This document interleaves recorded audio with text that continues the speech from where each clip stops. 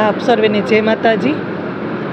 છેલ્લા 1 મહિનાથી પુરુષોત્તમભાઈએ જે વાણી વિલાસ કરી અને અમારા ઇતિહાસને ખંડિત કર્યો છે, અમારા રાજપૂતાણી બહેનો ઉપર એને ટીકા ટિપ્પણી કરી છે, એના અનુસંધાનમાં રાજપૂત સમાજે મોદી સાહેબ પાસે એક ટિકિટ રદ થવાની જ માગણી કરી હતી, પણ છતાં એ માગણી અમારી સ્વીકાર્ય નથી કરી। રાજપૂત સમાજ હંમેશા દેવા માટે અગ્રેસર રહ્યો છે અને રાજા મહારાજોએ દાન આપી દીધા છે, રાજ રજવાડા આપી દીધા છે। એમને રાજ આપ્યું ત્યારે તો આપણા ભારત દેશમાં લોકશાહી આવી અને લોકશાહીમાં જ અત્યારે તમે આ સત્તા ભોગવી રહ્યા છો, તો એ રાજા મહારાજા વિશે તમે આવું કેમ કહી શકો?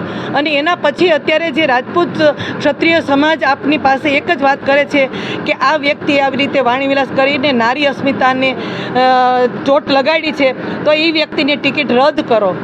આજે પુરુષોત્તમભાઈને ટિકિટ આપી, એક એવા લીડરને તમે ટિકિટ આપો છો જેને નારીનું સન્માન નથી, ઇતિહાસની એમને ખ્યાલ નથી, તો એવા વ્યક્તિ આગળના ભાવિ પેઢીને શું મેસેજ આપશે? છતાં મોદી સાહેબે એની ટિકિટ રદ નથી કરી, તો હવે રાજપૂત સમાજ એ હંમેશા પોતા માટે ક્યારેય નથી લડ્યો, એને બીજા માટે જ, બીજા પશુ પક્ષી કે પ્રાણી કે અન્ય વ્યક્તિ માટે જેને સમર્પણને બલિદાન આપ્યા છે, તો એ રાજપૂત સમાજ આજે એની અસ્મિતા ઉપર આવી ગયા છે અને એ અસ્મિતા માટે થઈ અને આખા ગુજરાતમાં રાજપૂત સમાજ એક થઈ ગયા છે। અને રાજકોટમાં તો આપણે જોયું હશે કે મહાસંમેલન યોજાયું અને એમાં લગભગ 6 થી 7 લાખ પબ્લિક બધા ભેગા થયા હતા। રાજપૂત સમાજની શિસ્ત અને સંયમે દેખાણી કે આ સમાજ ક્યારેય તે ઝઘડો કરવામાં કે પોતાના સ્વાર્થ માટે લડ્યો જ નથી, એ હંમેશા બીજા માટે જ લડ્યા છે અને છતાંય તે એની નોંધ ન લેવાની, તો હવે ભાજપ સરકારને બહુ ભોગવવાનો આવશે। અમારા સંકલ્પ સમિતિના આદેશ મુજબ 5 ધર્મરથ શરૂ થયા છે, એ દરેક જિલ્લા તાલુકે ને ગામડે અત્યારે ફરી રહ્યા છે।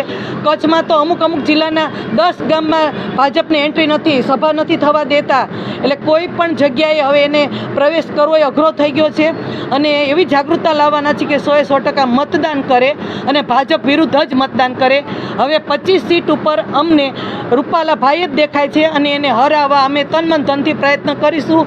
ઓછામાં ઓછી 8 થી 9 સીટ જ્યાં રાજપૂત સમાજનું પ્રભુત્વ છે એ ડેમેજ થવાની છે અને એ અમારી જીત થશે। અમે એ ભાજપ વિરુદ્ધ જ મતદાન કરવાનું છે, એક વ્યક્તિ 10 વ્યક્તિને કેવડાવશું કે તમે ભાજપ વિરુદ્ધ મતદાન કરો। એટલે રાજપૂત સમાજ 31%, ક્ષત્રિય રાજપૂત સમાજ ગુજરાતમાં 31% છે અને 31%નું રિઝલ્ટ તમે આનું ચૂંટણીનું પરિણામ આવે ત્યારે જોઈ શકો છો। એટલે મોદી સાહેબને આ એક ટિકિટ કેટલી મોંઘી પડે છે એ અમને પરિણામ આવે ત્યારે જોવાનું રહ્યું। દશરથબા મહેન્દ્રસિંહ પરમાર, અખિલ ગુજરાત રાજપૂત મહિલા સંઘની અધ્યક્ષા।